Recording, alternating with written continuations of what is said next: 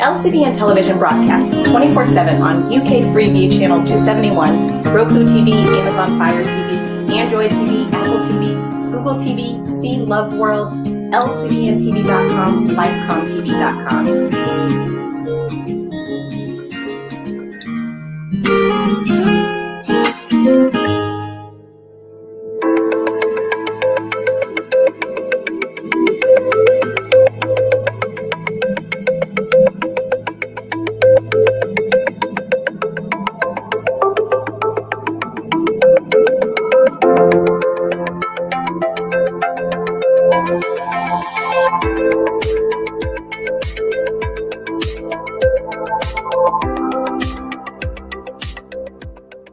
Good evening and welcome to another episode of Conversations with Lydia. My name is Lydia. Thank you for those of you who have subscribed, those of you who make comments, who give suggestions. You can also listen on podcast. The email address is info@conversationswithlydia.com. Today again, we're back again talking about breast cancer. It is a major killer. It not only affects women, but it affects men. It is fast overtaking lung cancer as a top disease or top end of that disease.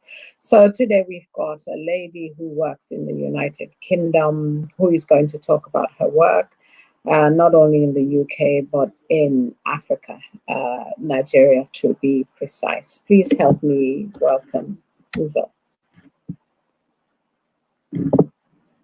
Hi, Lydia. Hi, Uzo. Thank you for agreeing to come on the show.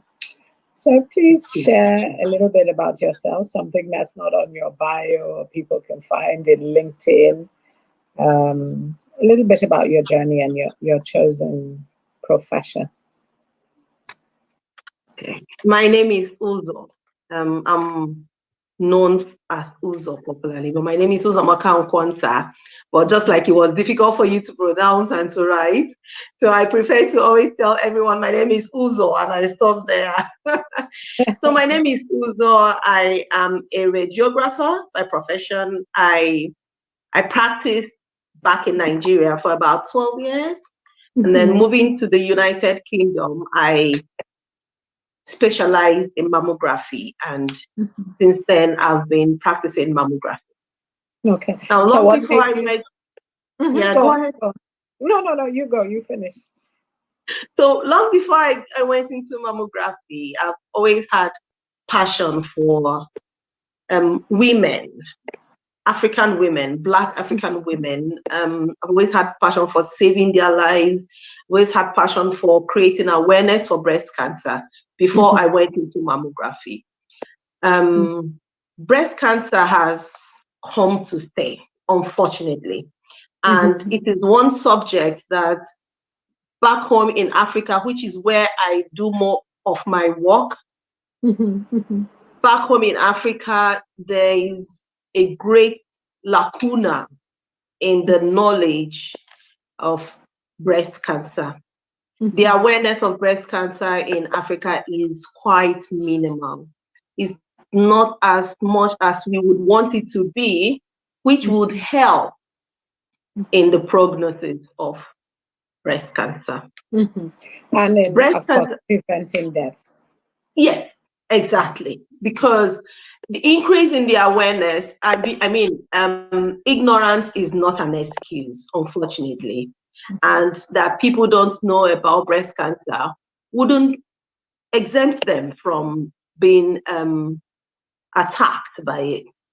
And so the best that I can do, which is what I am really passionate about, one of the things that led me to this was the loss of my auntie.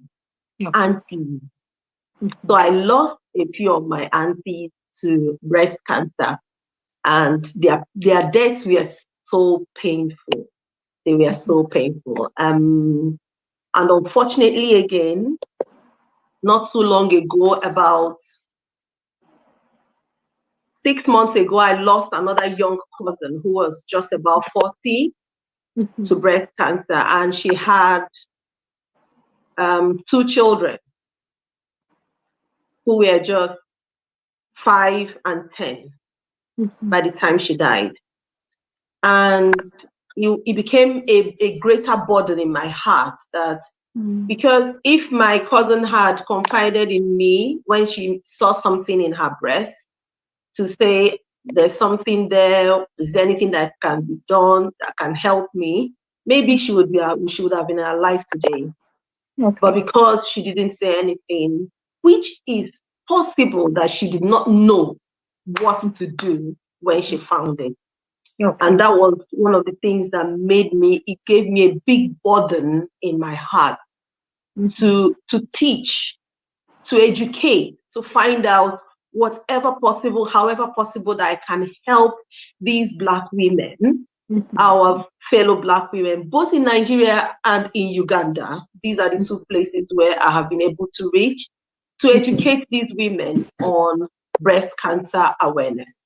So I take my time to teach them what to look out for, how often to check their breast, and what to do when they find something.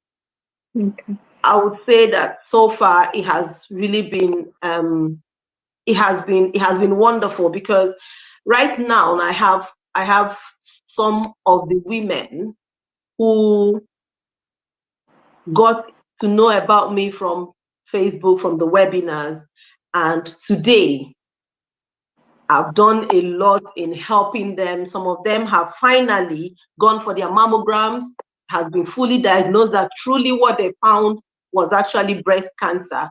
And yes, it makes me, I'm very happy about it. Okay.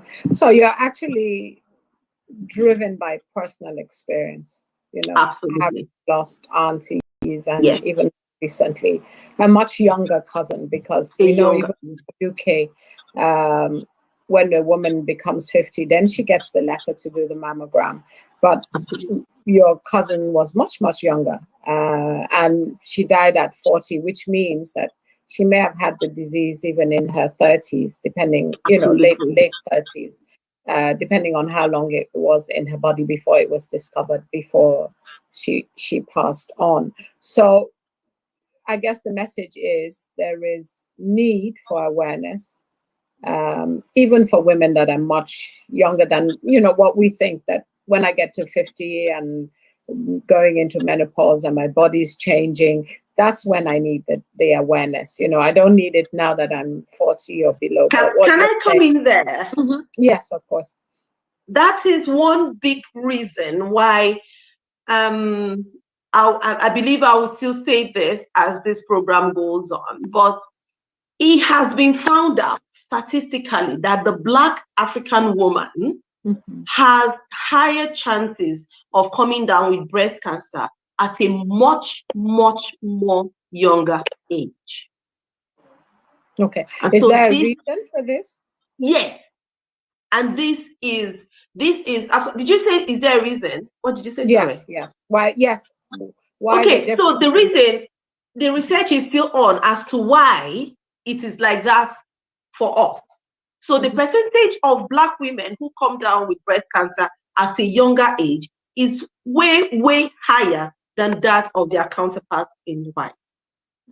What happened is that because we all take it for granted, even the Black women who are outside of Africa, who are maybe in the UK or in the US, they still take it for granted because we lack, I always say, this is one of the things I hope that in this life I'll be able to help with. We lack evidence, we lack research on Black women concerning breast cancer. So most of the treatments and diagnosis pattern, the pathways that are being used for us Black women, were things developed using white women.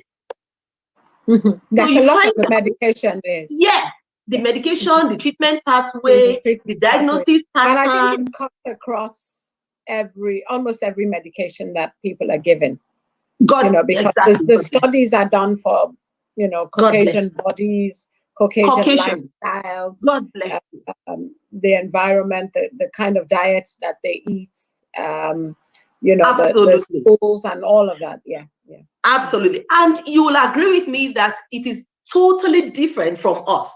Yeah. So there is a great need for research among Black women, using Black women. We need, would I call it specification? We need for us to have our own diagnosis pattern, treatment pattern, depending on the things we are made up of. Right now, because it has been found out that Black women die at earlier age. Remember, again, there is another big fact that has been found out concerning Black women about breast cancer. The breast cancer that occurs in Black women, unfortunately, is the very not so good type. The one we call the triple negative. Now, Yes. the triple negative type of breast cancer is much worse than the ones that can respond to hormones or hormonal treatment. So you find out that why is it like that with the Black? So is it not? That's why I say I hope that sometime in the future that some researchers will deem it fit, and some Black women will also opt to come and give themselves up to be used for these research purposes, because that's the only way we can actually forge ahead concerning this breast cancer fight. That is one good way that we can do it. So because we have that triple negative type of breast cancer most often, you find out that it deteriorates so quickly in Black women. And many times, the young Black woman who came down with breast cancer at age 34 invariably dies by age 36. This has been ongoing. That's the and so the scare for me, because right now there is nothing I personally can do, and some of the people that I'm working with, except of course we are praying that someday some researchers will look for people like me, will get to know some of them and say, please come and do this for me. Because of that, I decided to peg my attention on spreading the awareness for prevention. So I put more effort in preventing it than coming down with it. So I do more on prevention and earliest diagnosis. Because that's the only way we can prevent. That's the only way we as Black women can do anything about breast cancer, unfortunately. I mean, what about the average Black woman in the UK? Or a woman of color? So they don't have to be. Okay, it doesn't have to be a Black. They can be, I guess, Indians. Yes, the Arab, Asian. In what we would call the minority group. Now, do you find that it's a similar pattern where they're not coming forward for tests or not coming forward when they find? Oh, yes. I agree with you. The average woman of color has more important things to do than to check her health. Okay. So self-care. Self-care, yes, and value. Self-care. Self-care. So the average woman of color thinks she has more important things to do than to take care of her health. So you find out that many times we are in clinics and we are doing breast screening, and you have you from the names, you find out that, okay, this is not a Caucasian name. You know, this is not a Caucasian name. And you find out that the person will simply DNA, not come up. She will not turn up for the appointment. The letter has been sent to you. You know you have it. You know you are meant to come for this screening. But somehow we have this nonchalant attitude about our health as women of color. And so this is also some of the things that need to be addressed. An average woman of color needs to understand that unless she is fit, she can only then care for that very wonderful family that she is worried about. That she's worried about.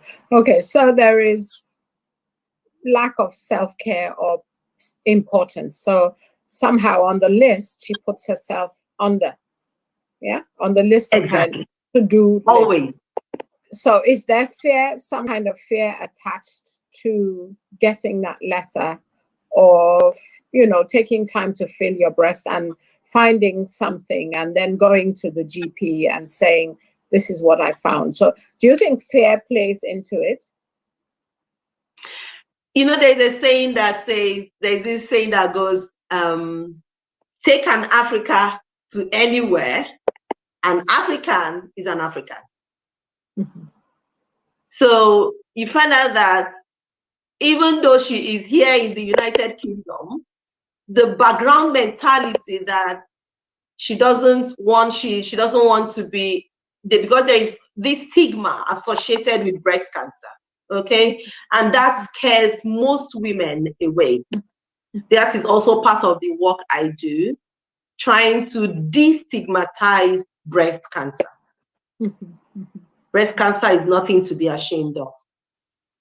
Also to sensitize their partners or their husbands or their boyfriends about the need for support. Okay. Should What is woman. the shame around? What is the shame around? What are they shameful of? Or why would they have shame? So a typical, sorry, I always go back to the Black African woman because that's where I basically do my work.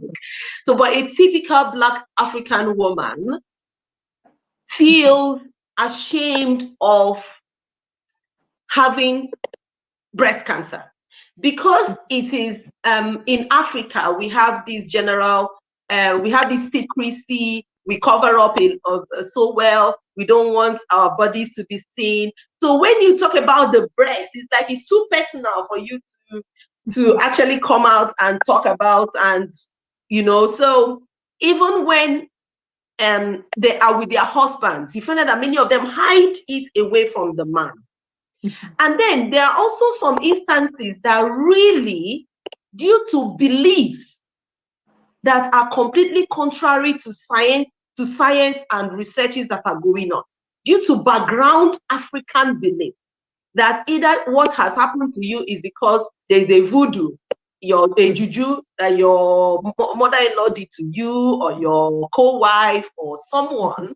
So somehow you start, first of all, by saying, oh, whoever did this to me, I'm going to pay back. So you begin to look for other ways to live in completely what you should do to handle it. And so by the time you go into that, you're hiding it from your husband because you don't want your husband to feel bad that maybe you have something. And then to make it worse, for women who have undergone mastectomy, they are almost I don't know how to say it. Many of them, there's a questionnaire I sent out not too long ago to women who have had breast cancer, who have had mastectomy. And many of them came back to say they no longer want to make love to their husbands. They no longer want their partners to come close to them due to self-shame and self-pity. Now, this particular belief cuts across, I must be fair, cuts across every tribe and color. Yes. Because it's a big thing, because our breasts are part of our identity. It's our pride. Yes, it's part of sex, and for that to be taken away, some part of the woman obviously gets taken away as well. So it takes some time for her to build back her identity as a woman who's lost one breast, or in some cases two. Exactly. And that is one of the main things that my foundation works for. Currently, I will tell you, not about 2 days ago, I had one of my women, all data, of course, data protection. One of my women rang. So what I do is, because back home in Nigeria, we have nothing like the breast care nurses who ring up these women to know, how are you doing today? Are you okay? And you will be shocked at how much that can help someone to recover. Having a support, having someone, a shoulder to lean on, you'll be shocked, you'll be amazed.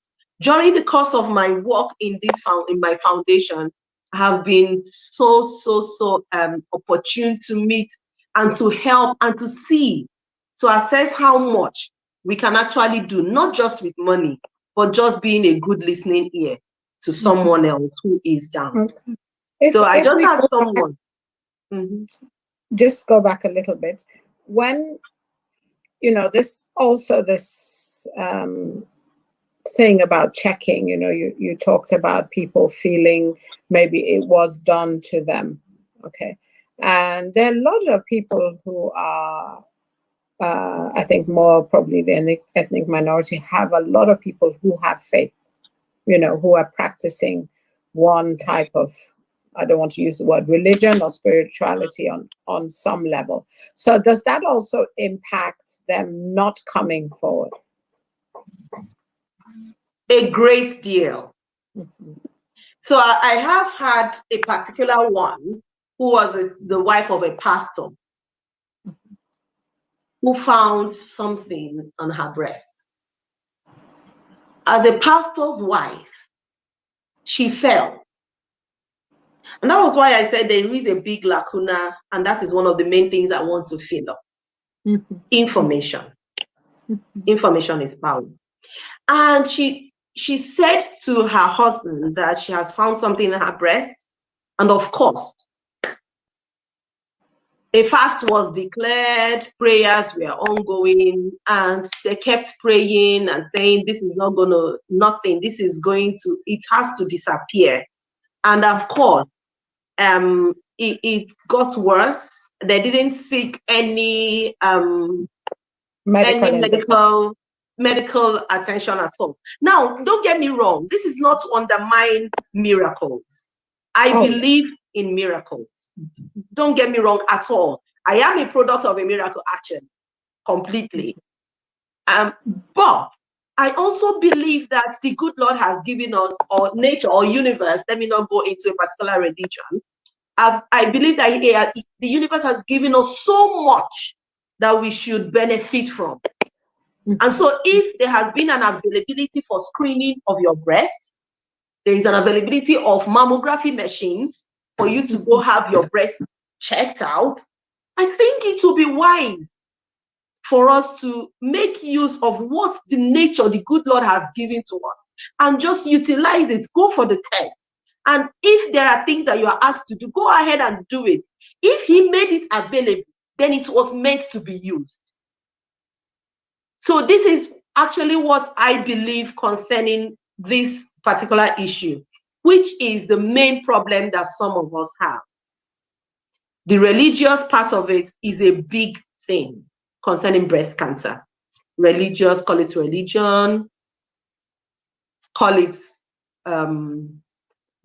whatever it is that you believe in. So that also impedes the prognosis of breast cancer amongst women.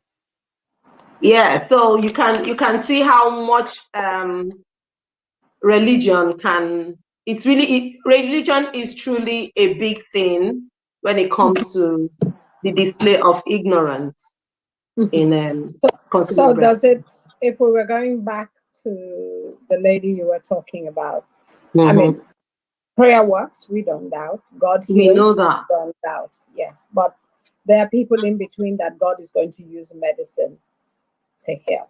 Yeah. And that probably is more majority of the people, because God has put healing in the hands of people like yourselves and the doctors, and who administers chemo and who does the surgery. So there's healing in everybody's hands, and God is working his miracle through them, because anybody who survives truly is a miracle, because the medicine can only do so much, and then God takes over. So are they relying on faith, or are they using it as what I say, like a cover?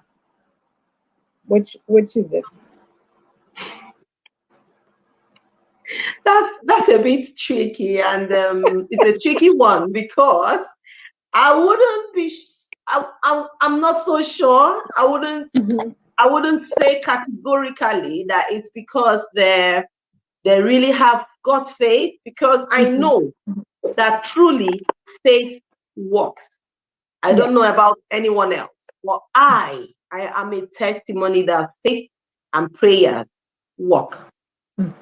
But I understand again that there's something, sorry, if I'm sounding too religious, but I'm not. I just want to just bring out that wisdom is profitable to direct. And if we are able to, in all your seeking, you seek wisdom, understanding.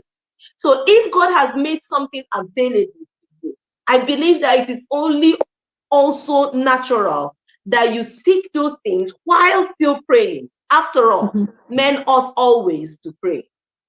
So even as you go to the hospital, you also pray that those doctors and the mammographers will give you the right treatment, which will automatically become a miracle because you'll be healed. And because I think, you know, when you ask people, you know, have you done a mammograph, you know, if they come of that age, or, you know, they share that they found a lump, whether the lump is cancerous or not, and you say something like, have you been to the doctor? Have you gone to check it out? And the response you would get usually would be, God forbid, that's not my portion. Yes, that's like the automatic response. Yeah, and the defense without actually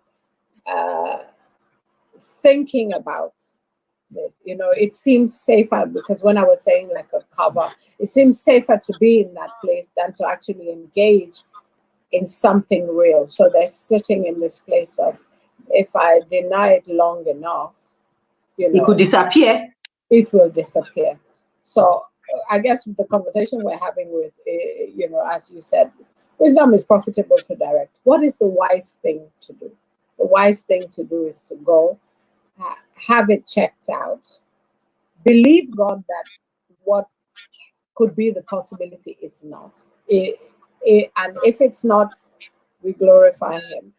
If it is, we still glorify Him, because He's still God, and He's going to help you on that journey the same way He's helped others before. Totally, I am with you on that. To help. Yes, continue to help. And I think that's why, I mean, people like you help, because you are in those positions of knowledge to share the knowledge. And it's, I guess, our responsibility. You know, I've worked with people who've had breast cancer. I know people who have had it. I know people who are in treatment, as you know, we're speaking. So it is something that is real, and I've lost people as well, like you know, to that illness. So it is something that is with us, as you said, and it's you know, I mean, we're believing that there will be a miracle cure to cancer, but at the moment it's here. So we have to deal with it in real terms. You know, we have to accept that it's here, and all of us fight it together. So it's not something that we can wish away and, you know, sort of go into some room and close the door and say, oh, this is not something that happens to me. Nobody's praying or hoping it will happen, but it does happen. And I think most families would have had some incidents of cancer. It's almost impossible for a member of family, whether near or far, wouldn't have had a little brush with it itself. Absolutely. Yeah. So what is, I guess our message is, self-care leads to prevention, leads to minimizing death rates, because the earlier you catch it, the better your chances of survival. We need people who can and are willing to join in research, and then, you know, exactly, very important. We have a lot of very well educated PhD holders who are listening, or who we know who could take this on, yes, and please begin to collate data, whether it's about you know, Black or ethnic minorities in the UK or in Europe, because the stats are there. But unfortunately, I think we're picking it up at the end when people have died. Exactly. Yes. So we're now saying this person died of it, this person died of it, as opposed to thinking, actually, what was the journey to getting to the end? So in a place like, let's go to Uganda. What is the average prognosis, the average journey for a woman in Uganda? Very similar to Nigeria. Mm-hmm. Very similar to Nigeria. And I've had friends, lots of friends who tune in when I have my webinars from different other African countries, who have also told me that it's basically the same all over Africa. Mm-hmm. So the same problems, basic cultural, faith-related problems that we have in Nigeria also happen in Uganda. So you find women who are completely ignorant of what to do, how to check. And can I shock you that even here in the United Kingdom, that many times when I am in the room doing a mammogram, a screening mammogram, you find out that the women who come in sometimes talk to us, please, because I will always engage you in a lovely chat, trying to get you distracted from the mammogram and telling you to relax. Now, a mammogram is painless when you are relaxed. It's only okay, because slightly there's another uncomfortable. big story about, not a story, but a myth around, yes, it's so painful. The pain that is in the pain. Oh my God, I don't want to. No. Yeah, but there isn't any pain. No. A bit of discomfort. Yeah. Discomfort. Yeah, I would say discomfort. So the more relaxed you are, the better your mammogram, the pictures, yourself, the mammographer, the better everything else would be. So usually I try to encourage my ladies to be comfortable, to be relaxed. That's the word. So you find that many times when I speak to these women, you see them not knowing what to do. So when you say something like, okay, after today's mammogram, please keep an eye on your breast, check your breast regularly, do the things you're supposed to do. Should you find anything, speak to your GP. Mm-hmm. My foundation is the Kindheart Foundation, is all about increasing the awareness, giving women the information they need, updating them on the things to do, how to do it, and also serving as a support system for those who are already diagnosed of breast cancer. I mean, my foundation is still very young and it's just coming up, but it has, I must tell you, really affected a good number of lives. Okay, so let's go back. What should women look out for? So it could be a woman who is at risk, genetically. It could be just me or you. It could be a younger woman. It could be an older woman who's never had a mammogram, because there are all these myths around pain, around, going in and then they're bound to find something. Because people sometimes feel if you don't have an examination, a test, then nothing can be discovered and somehow it doesn't matter. Somehow your body will deal with it. So what can every woman look out for? Because a lot of times, I think, actually, to be fair, we hear this word breast examination a lot, but I'm not sure a lot of us know what it is or how to do it. So just sort of give us a basic guide on how every woman or any woman who's listening, or even a man who's listening, can say to his wife or his partner, have you done this? This is what you are supposed to do. Yes. So basically, I would start by saying how often you should do this. So for a woman who is still menstruating, it is advised that you do it every month, 5 to 7 days after your menses, your period. Mm-hmm. So after your period, you just count about 5 to 7 days, then you check your breast. We recommend that you tick this off on the calendar, put a reminder on your phone, however you want to do it. Have some breast buddies who you check it together with. These are all things that we try to do to encourage women to do it. And then if you are a postmenopausal woman, a woman who no longer sees her periods, then it's advised that you choose a day in the calendar, in the month, that is most convenient for you to check your breasts. We recommend that you mark it, your breast check day, or check my boobs. Make it as beautiful and as strange as you want it to be. That will make you, remind you that you need to do it. So basically, for a postmenopausal woman, choose any day of the month, but be consistent and check it on that day. For a woman who is still menstruating, check it 5 to 7 days after your period, you've had your period. This is because during your period, your breast may be a bit lumpy and bumpy. So the hormones contribute to that.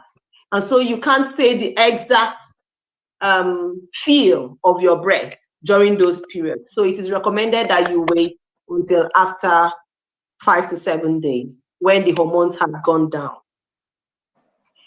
So basically go ahead. Okay, what I was going to say, actually, it from what you are saying, it may feel like women don't actually look at their breasts. Does what I'm saying make sense? So why I started that way is, it's not like women don't, actually there are some women who don't look at their breasts. If you want to be, that's there are some people who are very shamed about maybe the shape or the size or whatever. Or maybe that they've been actually told that this is not what you do. Yeah, exactly. So maybe when they were little. From when when we were small, that was one of the things I talked about. Our African, take an African to Yugoslavia, he's still an African. So because that mentality that our mothers would tell us, don't touch your breast, you don't touch it, you don't do this. So that is also part of it, our belief system. So that's part of the things that the foundation tries to do. We have to challenge some of our thinking. Absolutely. And it can be what you were told, the information that you were given when you were a child, that this is not what we do. And it can also be, as you said, some women, especially if they've had children, may feel their breasts are no longer attractive. Yes, looking attractive. They may so have what something going on inside. Yeah. Which so that they is true. could talk about to another professional about. Exactly. And so that is why I started off with saying how frequent it should be checked. This will give you a pointer. This will help you and guide you. And having said that, then I can now go in to talk about what to do when you are checking your breast. When the day comes that you have ticked off on your calendar to check your breast, you use all your senses to check your breast. Basically your eyes and your hand. Okay? So there must be an awareness, for people who maybe have some body shame, or women who, I've had clients before who have never actually stood before a mirror and looked at themselves. Yeah. So they've never been able, they would just shower quickly, wear their clothes quite quickly. So this means that they have to challenge some of that. Yeah. They have to. That is exactly some of the things I'm doing in the foundation. Yes. That's what we stand for. So we try to tell you, this body belongs to you. Look at it, feel it, it is yours. So we try to encourage women who are just the way you have described to overcome, that's the word, to overcome that self limit of not looking at their breast. Why? I always stress it that knowing that your life depends on it. I gave a tag on one of my teachings to say, your life depends on your hands. And this can be literally true.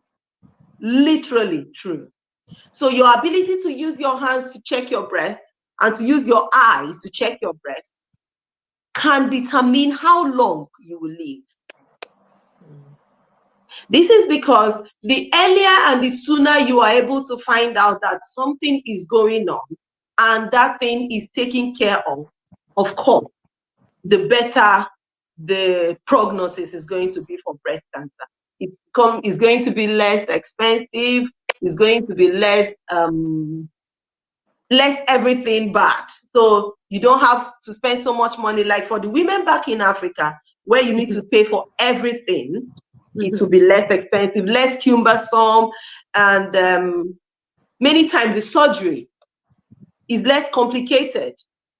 You don't have much of the complications when you have a very simple breast lump to remove. Okay, so having said that, I'll now go ahead to teach how to do your breast self-examination. So I always recommend that, because most women wouldn't have the time to stand in front of the mirror after they have done everything they need to do. I always say, do it when you are taking your bath. I have some reasons why I do that. One, when you are in your bathroom, you have the highest form of privacy. So the door is shut, there is no chance of anyone barging in. Secondly, when you are in your bathroom and you are taking your bath, the soapy water makes it very slippery and helps you. When your body is slippery, it helps you to really feel if there is anything, better than when your body is not slippery. So that soapy water has a way of helping you to really feel if there is something. Before I go ahead with teaching the breast self-examination, I would want to say a very important note. That is that we do this self-breast examination basically for you to know you're normal. Okay. So that is a very important reason. How you are all the time.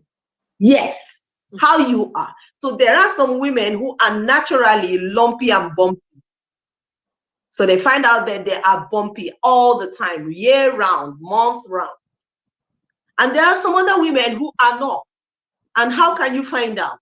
By checking your breast regularly. So by the time you've checked your breast month 1, month 2, month 3, you would have had an idea what your normal is. Your ability to know your normal will be the best thing that will happen to you in case there is anything abnormal. So anytime you feel anything not how it used to feel, you are able to quickly raise an alarm. Okay.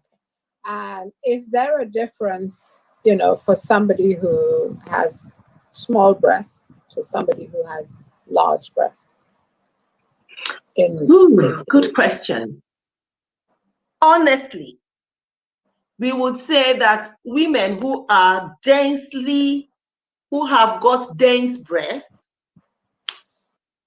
you would agree with me that it is more difficult for them to really feel their breasts all round, more than a woman who has got a 36 size cup or 32. So that is the truth.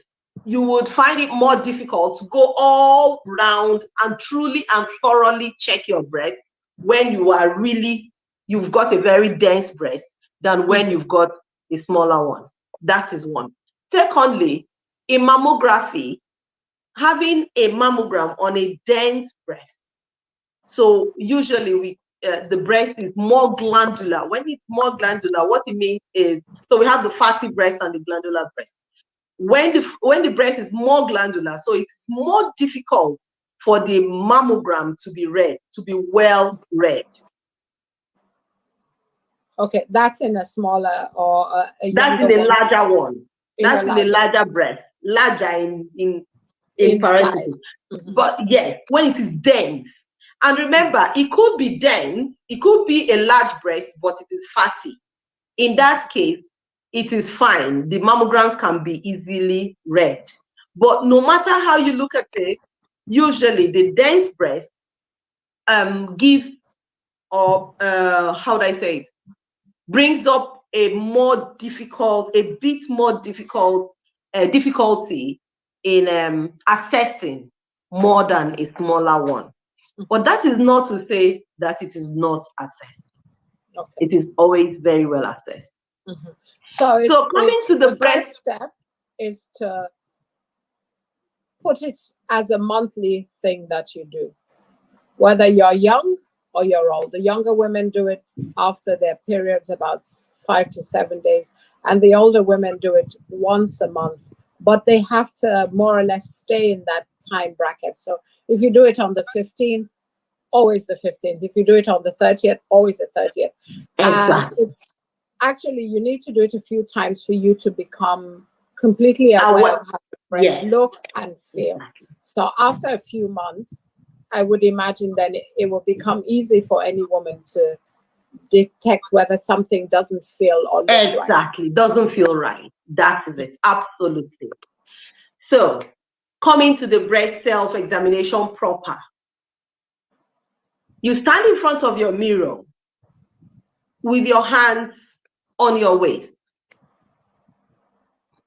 Of course, top left. So you have nothing on, you've got no top, you've got no bra on, and then you are in front of your mirror. In front of your mirror, you first of all look at your breast.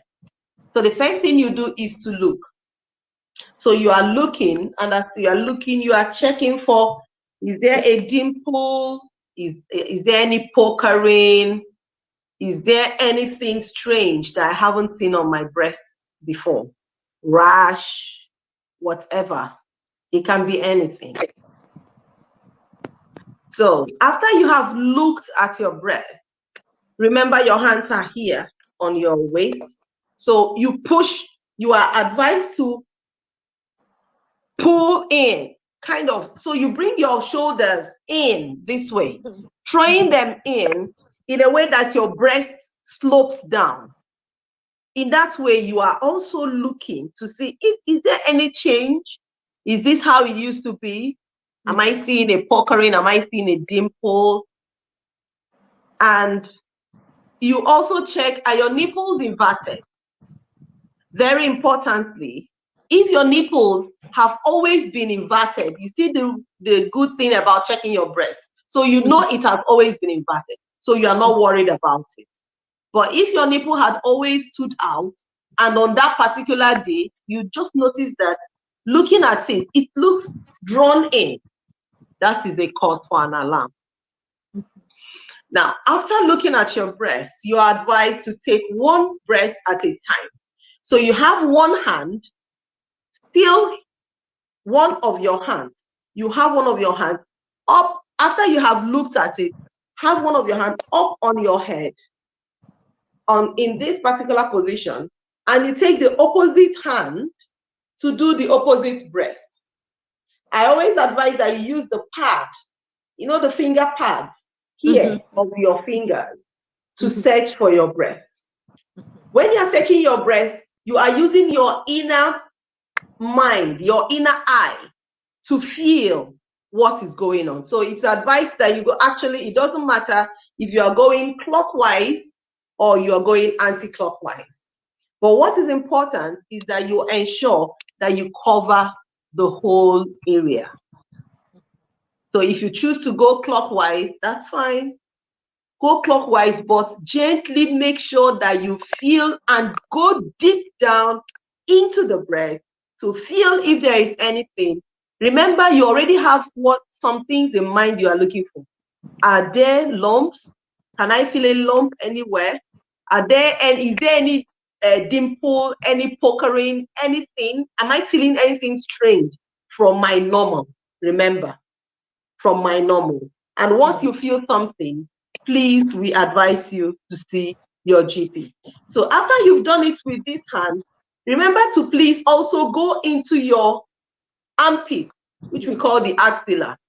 It is very important. Go into your armpit as well to search for any lump or bumps. In case you see any, please still report, especially if you have nothing, if you haven't got any wound or injury on your arm that should make your lymph nodes to be swollen. There is need for you to please report to your GP. So after you've done it for this side, do exactly the same thing for the other side. And after you've done that, that's basically your breast self-examination. Okay. Tomorrow morning, that's my first task. Good girl. Because actually, you see, the second exam you said, just to put your hand through and have I think that's the only real test. You know, the other one about leaning forward and having a proper look. I'm not sure a lot of us have gotten that message. Really? Yeah. I think today's the first time I'm sort of getting a full. Oh, good. Good. I'm happy then. A full education of the steps that actually we should take. And I'm sure it sounds like a long time now that you've explained it, but what you're saying is that if we practice, it becomes a routine, and it won't take that long, because once you can dip forward, you can sit with, stand with your hands and look and dip forward, and then have a little turn around and check underneath your armpits. It will of course reduce in time. And of course, as you said, this is your life. So you need to find that 5 minutes to do it. Nothing else is as important. Yes, and as women, everything else is important except ourselves. It's natural. Our children come first. Our husband comes first. Our work comes first. And of course, church. And we are always at the bottom of the pyramid. Yes, of course. Now there's church, so that's another layer before, and then family and friends, and of course other responsibilities that we have. So thank you for educating me. I think I'll have to go back again on and have another proper look and read and do that exam. So if somebody, as we said, finds this lump or sees something or some dimpling, I think that dimpling and the pokering, I think that also is something that we're not always conscious of. Especially as we become older and your skin changes and becomes a little bit more saggy. We may actually miss that part of it and just think, oh, it's just my skin acting up. Because I think when women get older, there's so many changes, so many hormonal changes, and we can almost think, oh, it's part of menopause, it's part of getting older. Exactly. Actually, it's something, that is one of the main things we say when it comes to your breast. Please do not overlook anything. It is better you come in and it is checked out and you are told, oh no, it's nothing, go home, than that you decide to make your own diagnosis and say, no, it's part of menopause. I know this menopause has lots of things acting up. I'm sure it's menopause. And then you will be in for a shock. So that is why I always advise that you please, no matter what you think, no matter how silly you may sound, please speak to your GP.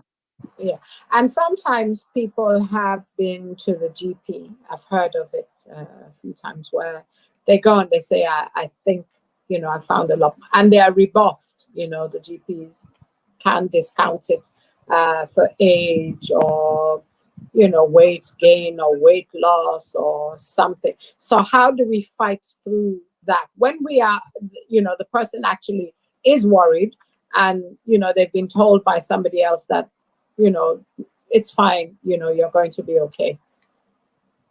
This is exactly one thing I'm happy you brought it up. I always say this: be your own health advocate. Okay? So we all have got, especially women, we've got this instinct. We've got this instinct in us when something is wrong. So many times I advise women, if you go to your GP and your GP dismisses your fears, now you will agree with me that this cuts across other ailments as well. Oh, yes, yes, yes. There are so many ailments. They tell you no, it's not. Mm-hmm. Because the truth is, no GP is inside of you. No, they only judge from what you have told them. And then we also understand that many times communication can be a barrier. And so the GP is not getting precisely what you're trying to say. And he's making his diagnosis from what information he has got from you. Mm-hmm. So if you've got the instinct that you are sure, you think something is wrong. I've had a woman, I can tell you this. I have had a woman who had gone to her GP, was dismissed, asked to go home. Nothing is wrong with you. It's just a fatty lump. I don't think there's anything there. And then she went home. And then she told me that after about 4 days, she felt it again, and she said herself, she wasn't happy with what that GP said. You know what she did? She went to another GP. Now, this is not a common thing, okay? Because like here in the UK, you have just one particular GP but in that GP, you find out that there are different doctors. So she asked to see another doctor. Mm-hmm. And another doctor seeing her shared her fears with her and duly referred her to the breast clinic. And of course, she came, and it was really not a good one. Mm-hmm. So that is to buttress what you just said, that even when you are dismissed, but your instinct tells you, I think something is wrong, please do not stop. Press on. Go back again. Mm-hmm.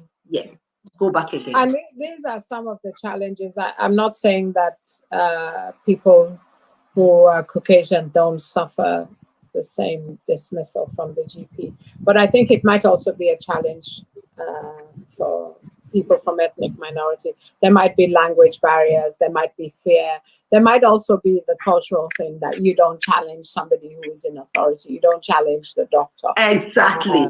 And for a woman who sort of just gathered herself to go to looking for any straw of hope, and the GP throws it to her, and she said, well, if the GP says it's okay, then it's okay, even if I don't feel okay inside. So what we're saying is we give everybody permission to hound their doctor until they're sure that this is not cancer, and if it is, they get the treatment as soon as they can get.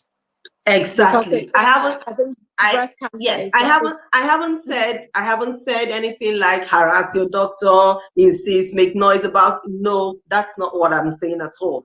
But what I'm saying is, when your instinct keeps telling you that something is wrong and you go, please go again, go back again. And you have the right to insist on being properly checked. So if you can say, I know you think it is nothing, but please, can you refer me to the breast clinic so that I can have my mammograms and other tests that can show truly if I have nothing to worry about. I am sure. So insist that you are treated. Yes. Properly to align. If you are really worried. Remember, there are some things that truly is not, the GP is in a better position to explain to you. Things like pain is not really a problem when it comes to the breast. They don't really take it so seriously when it comes to breast issues. But other things, what I mean is, of course, your GP has the greater, of course, your GP knows what he's saying, what he's seeing, or what he's feeling. But my point is, if your instinct tells you that you are sure something is wrong with you, just please ask him or her to please refer you, that you would want this to be checked out using some modalities. And many times, 9 out of 10, the GPs usually will do that. Okay. So just in case, it's a just in Just case, in and case. you feel afraid, or you want to be sure that there isn't anything. You can Yes, ask. and remember, for the people that are my foundation, we really, really work with, like I said to you, I am basically working with Africa. And back home in Africa, when you find something on your breast and you go to the doctor, remember you pay for everything. So these are some of the discouraging factors. These are some of the things that deter people from going in to check for their breast. They need to pay for it. Nothing is free. And I have had a woman who went to the doctor to say, I have a problem on my breast. Please, can you check it? And the doctor checked the breast and said, you need to do a biopsy. First of all, they did a mammogram. And the mammogram showed something not good, according to the doctor. And the doctor said, I think you will need a biopsy to know what exactly is going on in that breast. Mm-hmm. Believe you me, this woman was seen the next day in the market selling her yam. And when she was asked, why are you not in the hospital? I thought you have an appointment to come back today for the biopsies and to be checked out. And she answered, she can't afford to be in the hospital. One, she hasn't got the money to do the biopsy. And secondly, what will her children eat? So poverty plays a very big role in the prevalence of breast cancer in Africa. And that is one thing that my foundation tries to do. So we try to support these women, some of them, as many as we can, to go for their mammograms. When they don't have the money to do it, we send some money across to them, go do it. We send to the hospitals to avoid having a direct transaction with the woman. We send it to the centers, they go there, have those mammograms, have those biopsies, and we are able to know, okay, yes, she has got a breast cancer. And so she needs this, and she needs that, and she needs that. Okay. So that is one of the main things that happens for us back home in Africa, which is completely different from this. All right. So where can people find you if they want to help or they need your help? Sorry? Where can people find you? Where can people find Kindhearts if they want to join you, if they want to help you, or they might actually even need your help? So the Kindheart Foundation is a fully registered foundation. What I do is, through organizing webinars, I come also on social media to teach things, give information. And what happens is that most of the webinars, when I send out invites to people, I tell them what we do, how we do it. And many people, just from attending those webinars and seeing the impact it's really having on lives, are willing to help to reach out to some of these women. I can tell you the last webinar we had some of the women that we had impacted their lives who sent in some messages to say, thank you for what you've done for me. I've gone for the mammogram. There's really a problem. I've gone for a mastectomy. Right now, I'm undergoing radiotherapy. And people who tune in to listen to this webinar, many of them are moved to say, okay, can I help here? Can I help this particular person to pay up for her treatment? Can I help the other person to do this? The last time we talked about organizing teaching, because of what I told you, the younger generation have it among Black. So I have decided that my next step, what I want to do next, which I will do in the next couple of months, is to do a massive teaching in the universities across Nigeria. Because I have thought that this will go a long way to sensitize. What we need basically, according to research, I have some of the research works here. According to some researches that have already been done in Africa, it has been found out that sensitization plays a very big role. it was done in a particular university in Nigeria. I think it was UNIBEN. And it will shock you to know that most young women who were in their final years, which is ages in the bracket 25 to 30, some 24, have never checked their breasts before. And unfortunately, this is around the age group that it is really bad in Nigeria, especially the one that I'm sure of, where the a foundation gives information. It helps people who might need treatment. It helps direct them to, I imagine, centers that may provide treatment. You get sponsors for people who come on the webinar. I need to get, yes. Maybe they have also. I get sponsored, yes. Your next campaign would be taking it to the youth, because actually the youth are a good place because they would look after themselves. They will in turn educate their mothers and their grandmothers, and of course the siblings that are younger than them or older than them. So the information gets decimated, as you said. So everyone is sensitive to exactly. Sort of, more breast awareness and more breast awareness. Look after how to look after their breast. Okay, so we're coming to time. What would you like to leave us with? I mean, you've said a lot, but is there anything else you want to leave with us before we close today's? I really am always very delighted whenever I'm given an opportunity like this to help teach someone else what they can do to save their lives.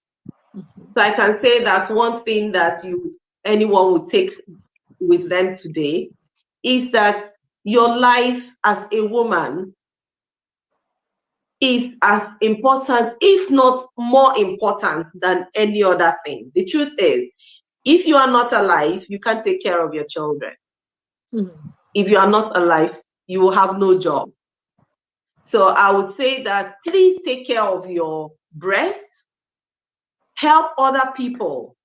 If you have got family and friends, try to help them come out. Just before I end, I can tell you something that happened back home in Nigeria. So a young girl who was just 25, she kept noticing that one of her breasts kept growing more than the other. That is another one I didn't mention. So when the breast grows, one grows disproportionately to the other, then there is a need for you to check it out. So she kept having one of her breasts growing and she never talked about it. It was a shameful thing to her because she was just 25. So, but it was her sister who kept noticing that she keeps hiding to dress up, to take her bath and all that. And the sister asked her, what is wrong? And that was where she opened up. And can I tell you something? By the time they presented, it had already gone bad. So that is one of the main problems we have in Africa, late presentation. So I want to beg us today, as I have this beautiful platform, first of all, to please report whatever you see on your breast as quickly as possible. And in case you need help concerning your breast, if you are listening to me from Nigeria or from Africa or from the United Kingdom, wherever, please seek help from your doctors. Many times we reach out to these doctors and these centers to ask them to be sure, to verify that this person needs radiotherapy before we pay for it. So you don't send money to the person. So if you have a problem, reach out to your doctor to say, this is the problem that I have. And I also want to say that the Kindheart Foundation is very much willing to receive any form of support as we go ahead in increasing this breast cancer awareness, especially among the young people back home in Africa. If there is any collaboration of any sort, we are very happy to collaborate with anybody at all in doing this very massive work that will save the lives of women. Thank you very much. Thank you, Uzo. Thank you for your time and your knowledge and your expertise and the wonderful work you're doing with Kindheart. What a journey she is using her personal experience and is driven by the passion she has to save women, not only in the United Kingdom that she lives, but also from Nigeria and the women at large in Africa. We thank Uzo for the work she's doing. Please join her if you feel you can offer her help. My name is Lydia Khalil. Thank you for listening or watching. Till we see again. Take care.